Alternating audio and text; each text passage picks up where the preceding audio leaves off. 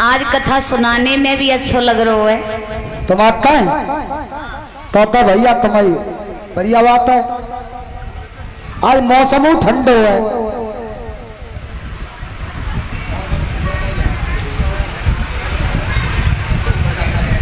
क्या बात है लली? पूरे 50 को चढ़ाए था। ऐसे ना बोलते यहाँ से।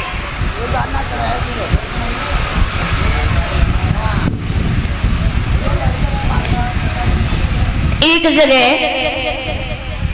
एक घर में हमारी भाभी पढ़ी लिखी पहुंच गई थी। भाभी तो पढ़ी लिखी थी लेकिन गमार परिवार था, पूरा परिवार अनपढ़, पढ़ो लिखो कोई ना है। यहाँ तक कि जो उनके पिया जी थे यानी जो हस्बैंड जी थे वो भी अनपढ़ थे। बिल्कुल ना पढ़ो, वो कोई पढ़ा लिखा नहीं था। सब ये घास खोदे हुए बारे। अब तुम तो जानते ही हो कि पढ़े लिखे में और अनपढ़ में कितनी समझदारी होती है। जो भाभी जो रहे पढ़ी लिखी वो घर को चौका बर्तन करके खाना पीना बना के नहा धो के स्नान धाम बना करके और जब सभी घर से निकल जाते थे तो अपना श्रृंगार रचाती थी। और जो एक देवर रहे भोलो भालो, ज्यादा बड़ा भी नहीं था छोटा ही था, तो विचार करने लगा। एक बार उसने देखा कि जो भाभी है पतोना हम सभी चले जाते हमारे घर वाले, तब पतोना भीतर ही भीतर न जाने कहा खाती है। क्या नाम है?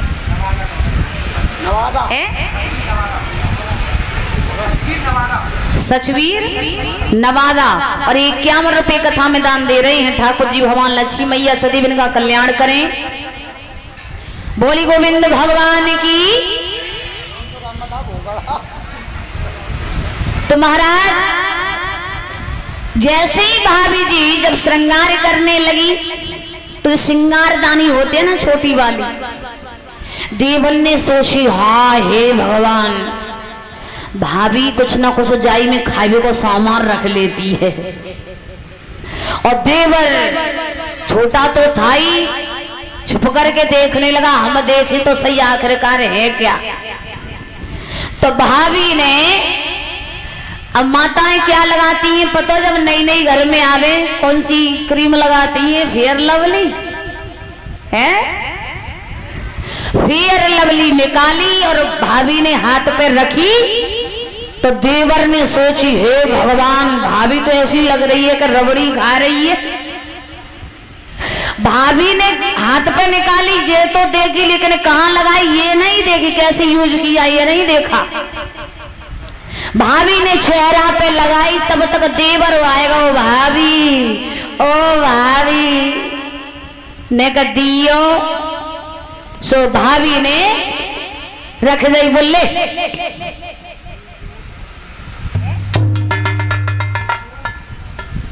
और ये निर्दोष शर्मा जी 101 रुपये कथा में दान दे रहे हैं। ठाकुर जी भगवान सदैव इनका कल्याण करें। बोली गोविंद भगवान की। तो भाभी ने जब तो फेयर लवली निकाल के हाथ पे रख दी, कोई बात नहीं है हम लगा रहे हैं तो हमारा देवर भी लगा लेगा, देवर भी बेटा के समान ही होता है। अब देवर ने कहा काम करो, को साइड में जा करके एक कोन में छिप गया, छुप करके धीरे धीरे चाटने लगा। और जब चाटने लगा तो हमें स्वाद आने लगा तो एकदम में जीभ पे रख ली। और जब स्वाद और आया तो भाभी के सामने पहुंच गया। भाभी, ओ भाभी, पागल है सरी आ गया। भाभी भाभी का लला दी हो का एक पोता दिया फिर दे नेक और दे दो। भाभी ने गुस्सा में दोबारा से फिर रख दी, बोले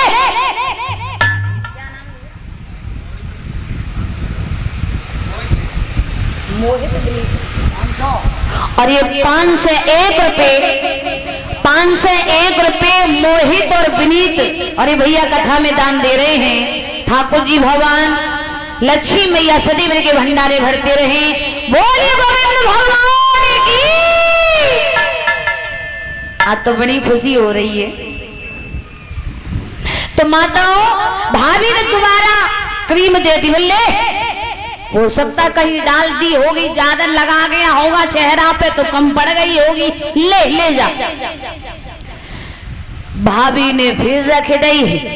अब देवर साट में गौ स्वाद तो लगी रही, वो फिर चाट ले। और जब फिर चाटी और चाट करके फिर आ गया, ओ भाभी भाभी।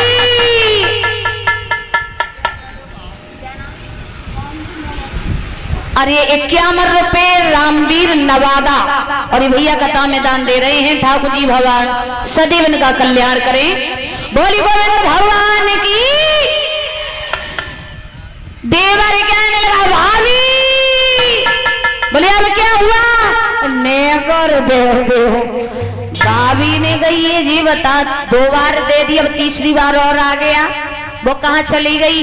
बोले भाभी बड़ी स्वाद लग रही है, स्वाद ही स्वाद खाए नहीं। भाभी ने एक कान पर खींच के दिया। ये खाई जाती है। अब तो देवरो कान पे हाथ फिरात भो, हाथू कर लगो भाभी को तो गुस्से में मारो। और देवर हाथ को सहलाते हुए भाभी हो देखती नहीं कोई मारो है ना, मैं भैया से जाके शिकायत करूंगा। और भैया के पास, और भैया का खेत में हर लगा रहा था, खेत में भैया हो भाभी ने वो मार हो, भैया हो भाभी ने वो मार हो। भैया ने जैसी सुनी, भैया कहने लगो जी अच्छी पढ़ी लिखी आई गई, आज तो मेरे छोटे भैया को नंबर और पीटवे को कल मेरा नंबर आए सकते है। हाथ में पेना लो, चल वो बताइए। और महाराज जैसी घर पे पहुंचे, अनपढ़ पति महाराज थे। अब पूछी गति ने बातें, पहले तो द्वती ने खींच ढारे। जब द्वती ने खींच गए, देवी जी कहने लगी काय को मार रहे हो जी, तो बताए दो। लड़का कहने लगा जी बता तूने मेरे भाई को क्यों मारा? अरे अभी तुझे आए 6 महीना भी नहीं हुए और तूने मेरे भाई के कान पर एक और जड़ दिया। देवी जी कहने लगी देखो सुनो, जो क्रीम होती है ना, क्रीम वो चेहरा पे लगाते हैं। अब तो तुम्हारे भैया है, वो चेहरा के लगाने की जगह वो चाट रहे थे, उसे खा रहे थे। तो मैंने 1 बार दे दी, 2 बार दे दी, तीसरी बार फिर लेने आ गए। तो वो तो थोड़ी सी तो होती है, वो चेहरे पे लगाती है। पति महाराज अनपढ़ थे, कहने लगे हमें वो दिखाई हो। पति महाराज के हाथ पैर रख दई, बोले ले जी। पति महाराज ने चाट ली और जब चाटी तो स्वाद लगी तो भैया के कान पे खींच करके और दिया। बोले चूलला जी बता, जब तो इतनी स्वाद लग रही है, जो इतनी स्वाद आती है, तो जब रूखी काय को खाएगा, निगोड़े रोटी दिखा तो माताओं, परिवार अगर अनपढ़ मिल जाए तो वहां हर किसी की पेश नहीं पड़ती है। समझदार अनपढ़ ना हो, लेकिन समझदार घर जरूर होना चाहिए। बोली बाके बिहारी लाल की, साबरे सरकार की।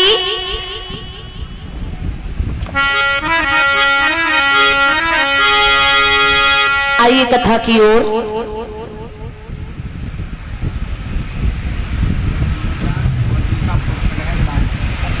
और ये गुरुदास फौजी का पुत्र है लव। और ये भैया 101 रुपए कथा में दान दे रहे हैं। ठाकुर जी भगवान सदैव इनका कल्याण करें। बोली गोविंद भगवान की, साबरी सरकार की। आइए कथा की ओर। आज व्यास नंदन से सुखदेव जी कहने लगे कि हे राजन परीक्षित,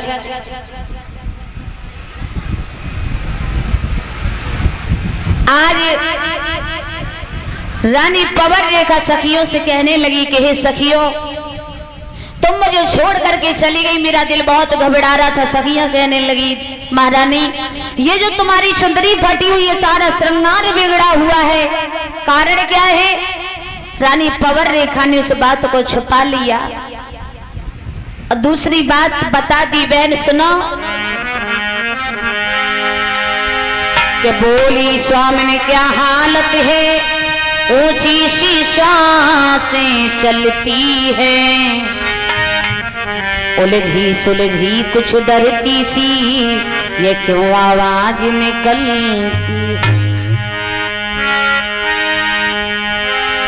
कि रानी बोली तुम निकली गई, बंदर ने मुझे पछाड़ दिया और सारी चुंदर को फाड़ दिया, सारी साड़ी को। तुम तो मुझे छोड़ करके चली गई, लेकिन एक बंदर बहुत हट्टा कट्टा आया, उसने मेरी सारी साड़ी को फाड़ दिया, सारा श्रृंगार बिगाड़ दिया और मेरा दिल बहुत घबरा रहा है। आप मेरे जल्दी से महलों में चलो। आज रानी पवर रेखा और उन सखियों को साथ लेकर के अपने महलों में आ जाती है। जो बात थी वो बात किसी को नहीं बताई। धीरे धीरे समय व्यतीत होने लगा। रानी पवर रेखा के गर्भ में एक शिशु पलने लगा है। जब पूर्ण 9 महीने हुए हैं महाराज, तो उस पुत्र का जन्म होता है। जब जन्म हुआ तो क्या हालत है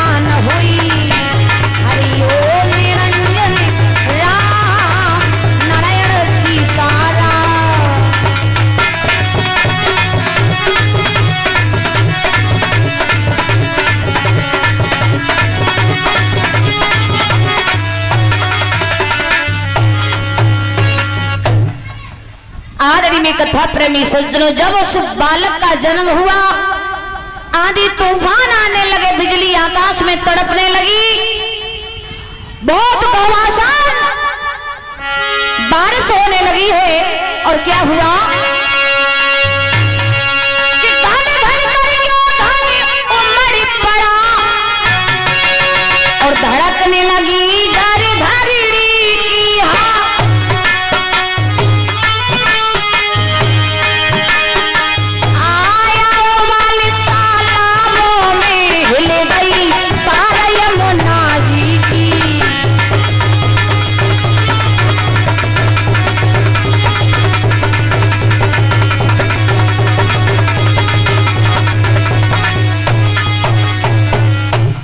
आदड़ी में कथा प्रेमी सज्जनों, इधर में जब उस बालक का जन्म हुआ है, पृथ्वी कांपने लगी, देवता सभी घबराने लगे,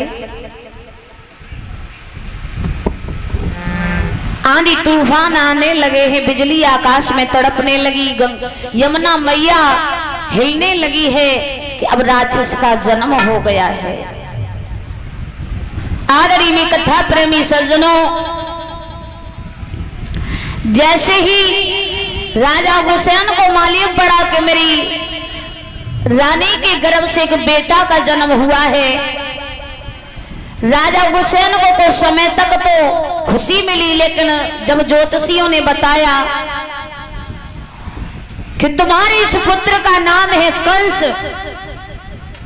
और इसकी ऐसी सोच होगी कि ये बचपन से जब कुछ बड़ा होगा तो बचपन से ही बहन बेटियां और ऋषि संतों को, ब्राह्मणों को, देवताओं को बहुत सताएगा।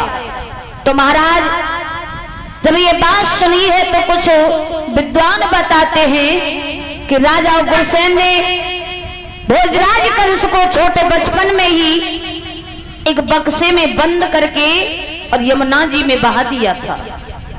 वहां पर जो वसुदेव जी के पिताजी हैं, उन्होंने उनका पालन पोषण किया और जब उन्होंने पालन पोषण किया महाराज, तो बताते हैं कि जब ये कुछ बड़ा हुआ तो अपने घर वापस लौट आया। लेकिन महाराज हर कभी अपनी अपनी कल्पना करता है, लेकिन मेरा भाव एक ही है कि जिस समय राजा उग्रसेन को मालूम पड़ा कि ये राक्षस की योनि से प्रकट हुआ है, यानी राक्षस योनि से इसका जन्म हुआ है, ये राक्षस है, तो राजा उग्रसेन ने लाख प्रयास किए कि इसके अंदर कुछ अच्छे संस्कार आए, ये मेरा जैसा बने। लेकिन कह देते हैं ना कि लाल तो महाराज गूंदरे न छिपते हैं।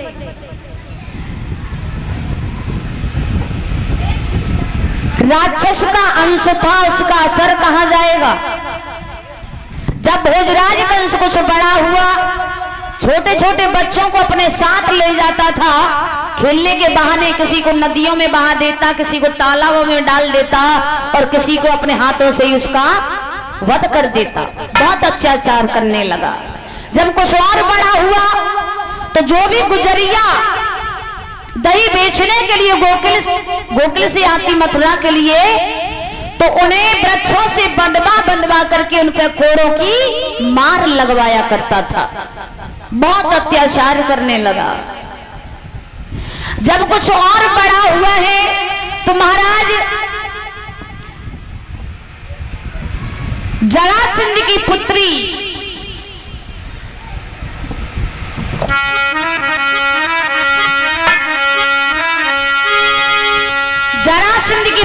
अस्थि और प्राप्ति, उनके साथ भोजराज कंस का विवाह हुआ।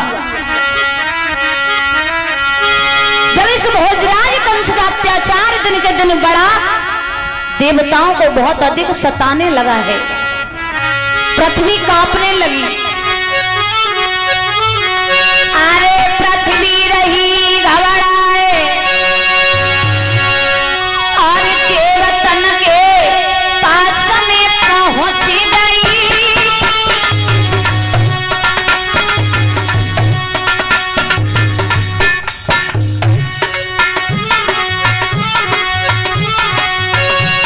मेरी तरह सहायक आए प्रभु भक्तन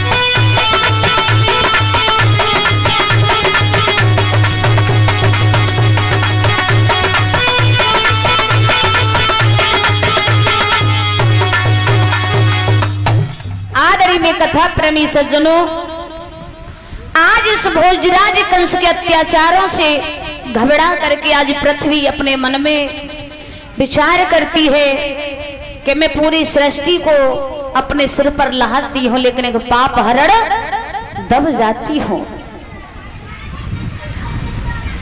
आज पृथ्वी गाय का रूप बना करके देवताओं के पास पहुंची और देवताओं से कहने लगी कि हे देवताओं, प्रभु से कहो कि वो जल्दी से आकर के अवतार ले। मेरी कथा प्रेमी सज्जनों, आज उस शिष्य में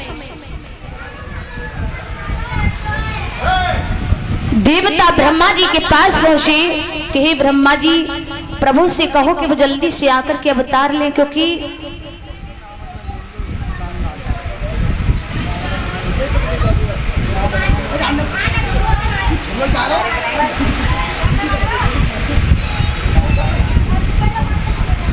और ये भंडारे के लिए जो दान आया है वो इस प्रकार है, 1100 रुपये फकीर चंद्र और 1000 रुपये रोतासी और 1000 रुपये ये क्या सौरासी मिस्त्री और 1000 रुपये कुलदीप दीवान जी, 500 रुपये कलुआ बोहरे और 500 रुपये कलुआ सनो पप्पू सिंह और 500 रुपये मूलचंद शर्मा जी और 500 रुपये चंद्रपाल भगत जी। और ये भैया कथा में दान दे रहे हैं। ठाकुर जी भगवान लक्ष्मी मैया सदैव इनके भंडारे भरते रहे। बोली गोविंद भगवान की। अब तक तारी बजा दे, तावत को इंतजाम है वो तो। चिंता मत करो, एक एक टीन और आ रहे हो मैं तो। बोली बाकी बिहारी लाल की। आज में कथा प्रेमी सज्जनों, क्या बात है, इधर बैठो, यहाँ पे आएगी तो बजा दे, कोई परेशानी है। आदरी में कथा प्रेमी सज्जनों,